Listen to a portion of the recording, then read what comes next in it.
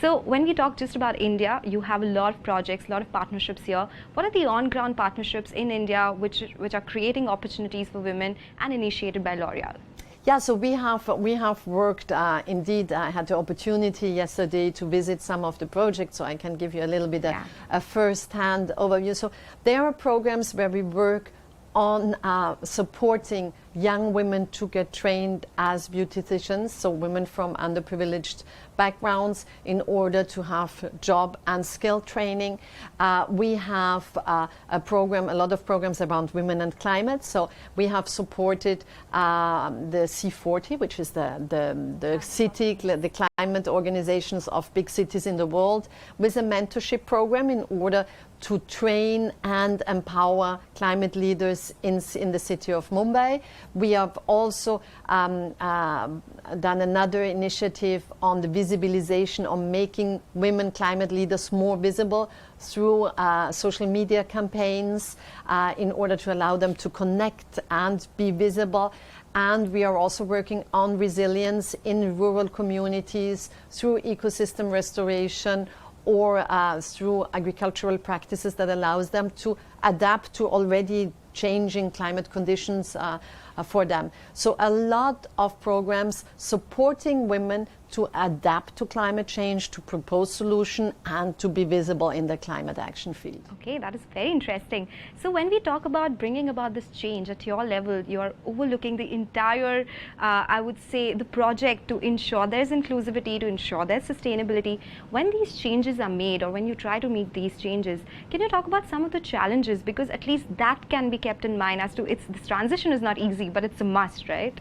Yeah, so I think, of course, it is quite, so we are very lucky at L'Oreal to have had CEOs and the board who are very convinced of that necessary sustainability transformation. So I think there is a lot of leadership within the company. I think sometimes if you ask me what keeps me up at night, I think it is more when I look globally at the world and at economies and governments and companies.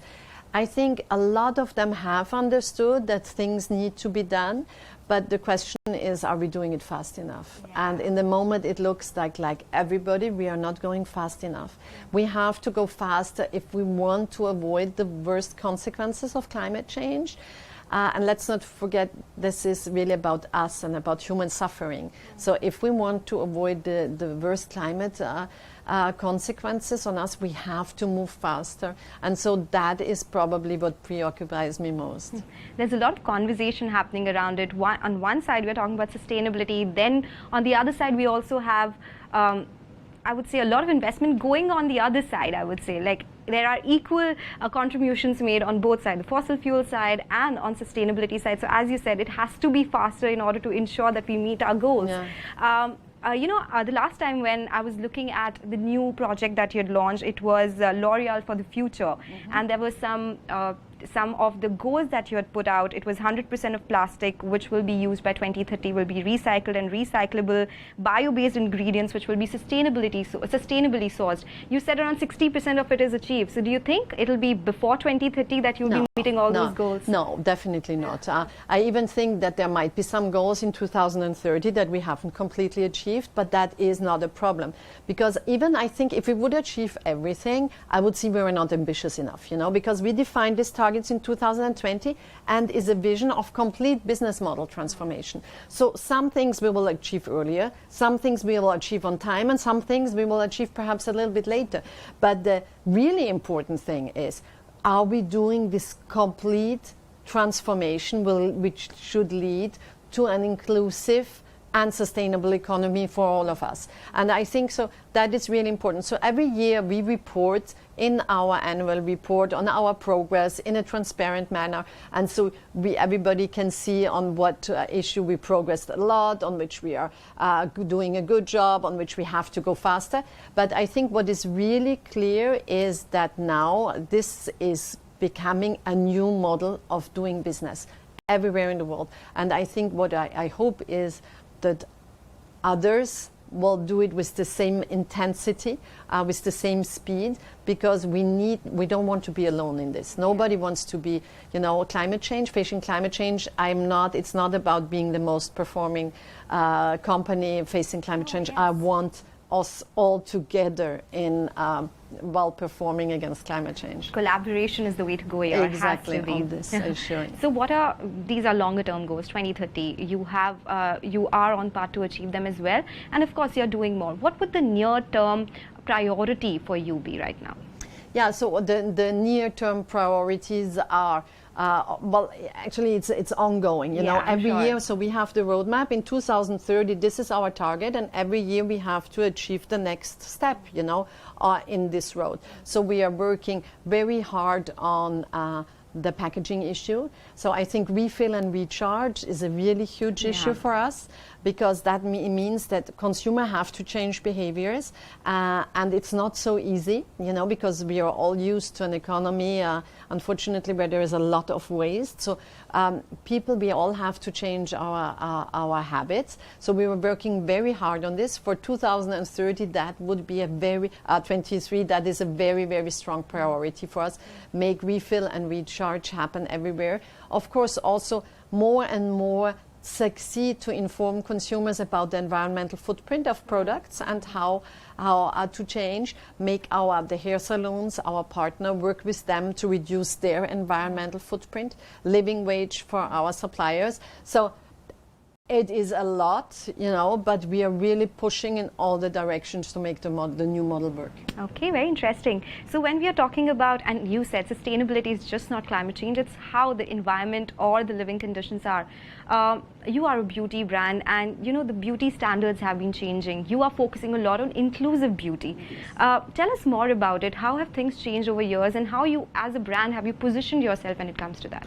Yeah, so I think that as societies in general, we all have evolved to understand that there is not one beauty standard. Beauty is a lot about how you feel, how you are valuing yourself and valued in society. And I think now what is very clear, and what is definitely our leitmotif, it is to value the diversity of beauty in all its form of diversity.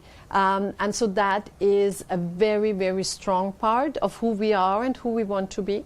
And I think that is a change that happened in the last 30 years, actually, that I could feel that, when you're from your young years to now, how much that has changed. So I think to respond to the diversity of beauty needs in the respect of cultural differences, in the respect of individual differences, is really our reason to be.